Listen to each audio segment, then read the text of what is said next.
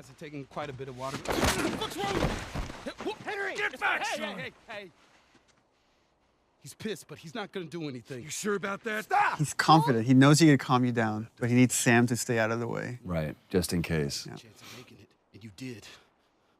But coming back for you meant putting him at risk. Stay back. I think there's already the change there. Joel knows it's true. Yeah. Joel wouldn't have come back for him. I saved you. And even when we were shooting this too, I mean, that's you really get into that moment, and every time that I felt that hand on my shoulder, it's almost like that Hulk moment where you realize, oh, I felt bad for letting you see that part of me, because so far I really haven't, in these moments, let that demon out. I've done what I've had to do, but this is just cold-blooded murder I'm about to do. The thing with Henry, which Brandon really brought to it, which is making light of everything for Sam. Everything is done for Sam. Right. I think he really is intimidated. He is scared in the situation, but he's making light of it so Sam isn't as scared as he is. Because the second that Sam sees that he's scared, Innocent will be scared. Silver lining kid. You're gonna be really happy you didn't kill me. This is the longest Short cinematic scene. in the game. I had to fit that in there. Quit this place since we had it in the first trailer. I can't quit you. I remember when we first, the very, very beginning of this, when we did the first table read through this and everything, and we talked about, I asked if there was going to be a moment of just a light shining through in this darkness, and you talked about this scene, and at that point it was just really kind of just real easy brushstrokes of what it was going to be, and it really came into fruition and became this. Well, all the characters here have their guard down. It's kind of unique because usually somebody's lying or somebody's hiding something. Right. And here's like, everybody has their guard down. They're just talking about motorcycles.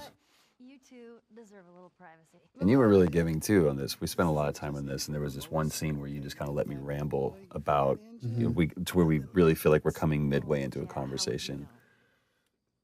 I don't remember what was said, but it was just this cool moment. But you went more into the details of like with Tommy and where you went and the States and all that stuff. I think that really helped kind of make the following takes much more natural. Right, without all the rest of that stuff, the preamble being there. But I love the turn that he gives right here. It's like the kids have gone to bed now, and we can just talk like adults. Worst part about it all. Animation and lighting, right? If you don't capture these looks in the eyes, this scene doesn't work. Right. The thing that I love about this is that he's set up a little office for himself, kind of like what Henry did. You know, it's this, I'm being official, trying to be a grown-up. But he's still a kid, and we see it in this moment. I really enjoyed working with Brandon and Najee.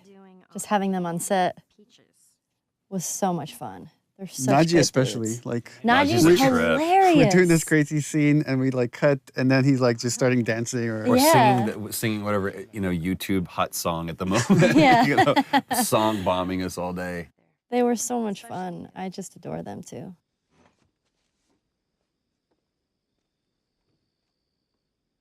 Is everything all right? You got an opportunity to put so much of you into Ellie.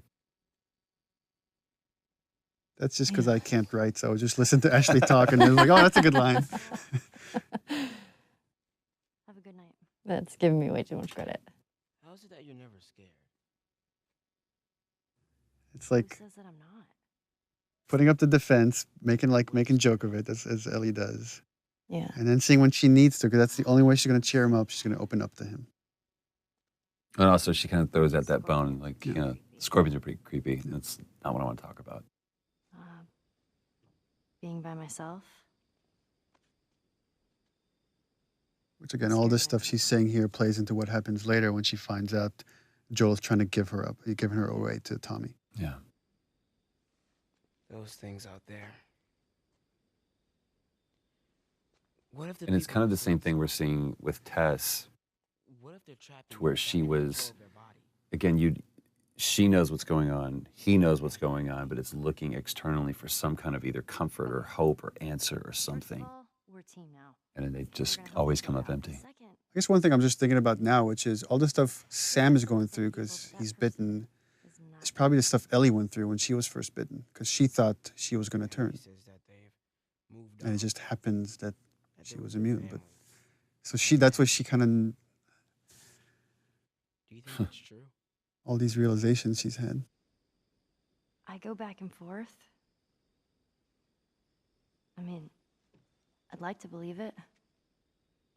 That's a powerful thing for essentially. It's kind of kid to sad because say. that's not what Sam wants to hear. He Right. wants to hear that it's all going to be all right. Right. But she doesn't realize that's what No, he death is terrible. It's a horrible, painful process, and you're all alone. You know. I almost forgot. There. If he doesn't know about it, he can't take it away. All right. This did make me sad because, I'll see you tomorrow. you know, he spent that whole night alone. Mm-hmm. Like, Oh You know? yeah. Henry didn't go back in there. I let him sleep in, just like. Yeah, let him sleep in. Oh. And that was the last conversation he had. And that always made me so sad after I read that. Because I was like, oh. Yeah, I didn't even think about that. And what would have happened if Henry had gone in there? I mean, the fact that that Henry wasn't there, I mean, plays into, you know, the culmination of this scene where he's just racked with guilt. I mean, one thing we were very conscious of when putting the story together is we would have these really kind of dramatic moments that change the characters significantly, and then we would cut to some more time in the future. Yeah. And so you don't get to see right afterwards what happened to it, and then you get hints of how this affected the relationship, which is what you get into the next gameplay sequence. And this whole thing is, it's a huge change in Joel here, because now he sees, this is what's going to happen to me. The same thing that's happening to Henry right now is what would happen to me if I'm going to keep going and let Ellie get hurt. Yeah. And it's like, he's going to, after this moment, he makes the choice, like, I need to give her to Tommy. Oh my god. Sam? Oh no. I have no idea what that would do to a person to actually see that, to have to do that. Ellie, stay there. Yeah, I remember talking with Brandon about this when he's saying it's all your fault. He's not talking to Joel, he's talking to himself. Yeah. Oh, okay, easy. Yeah, the thing that's cool with this piece, Gustavo's music, is that you're carrying that weight. You're carrying the weight of that emotion of everything just happened onto the next scene, which even though they might not be thinking about Henry and Sam right this moment, but it's just that feeling is lingering going forward.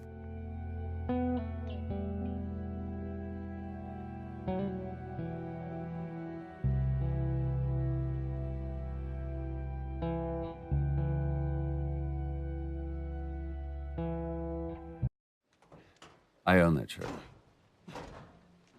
I'm pretty I sure still think we own should it. sell off our mocap suits for charity. Unwashed. Jeffrey Pierce, Do as the lady says. Ashley Scott. Sorry, Ashley Hart. Please tell me you're Oh, yes. Ashley Hart. She was married. Oh, we didn't know the place was occupied. We're just trying to make our way through.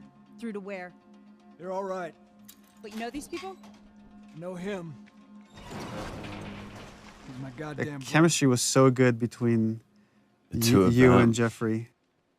It was amazing how well, and I mean, Jeffrey's just a few years older than me, but it was interesting playing the older brother to him.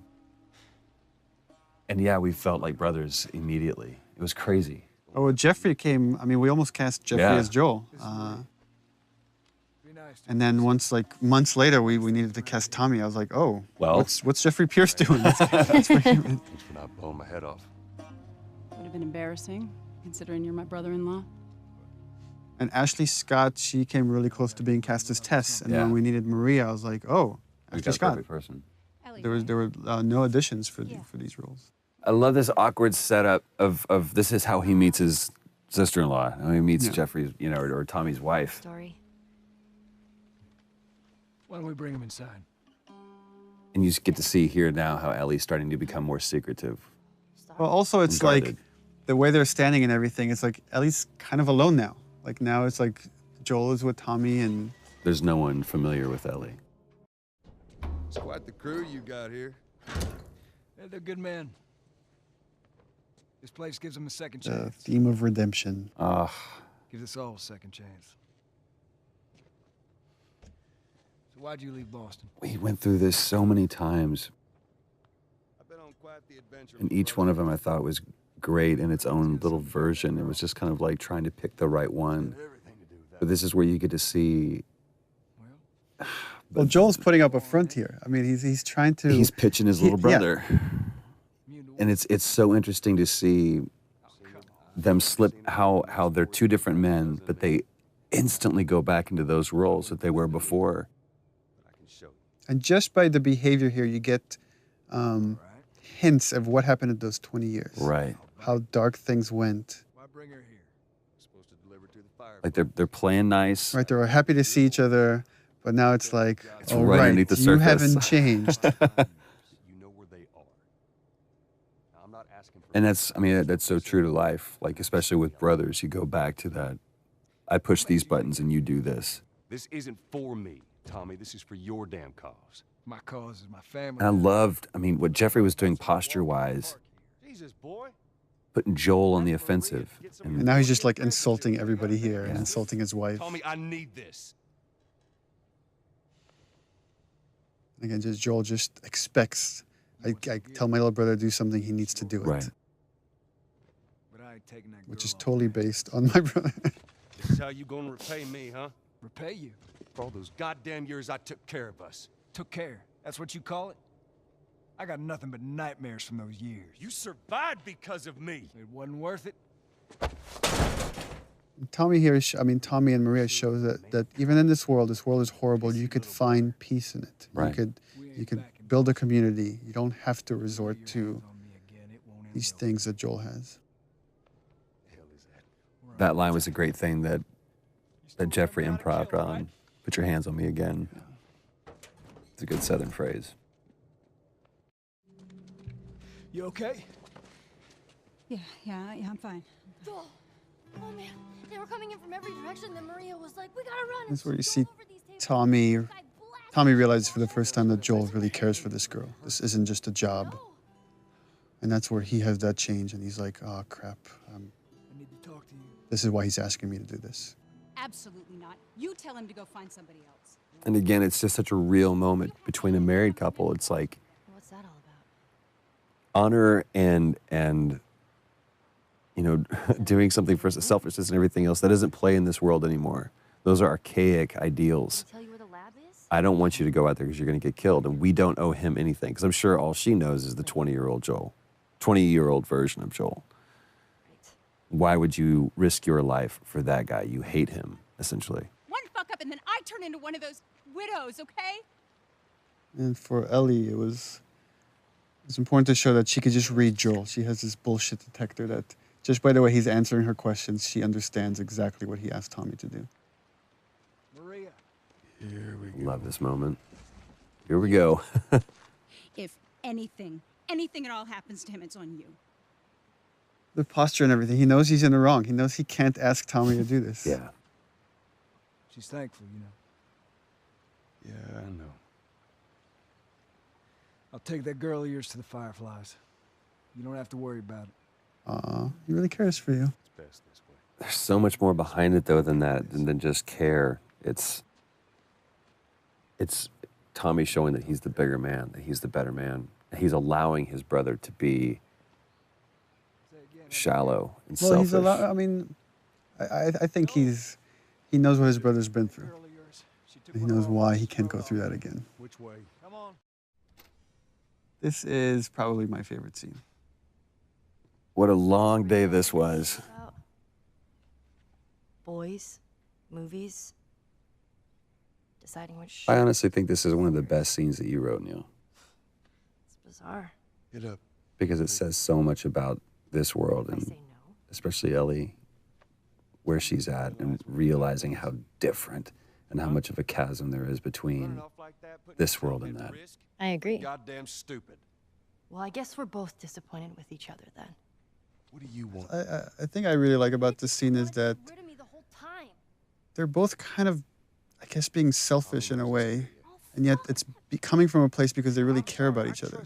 Like they don't understand that they both have been through horrible things, and they each think what they've been through has been worse. That I'm gonna end up like Sam? I love that she calls him out on that. Infected. What are you so afraid Take of? care of How myself. many close calls have we had? Well, we seem to be doing all right so far. And now you'll be doing even better with Tommy.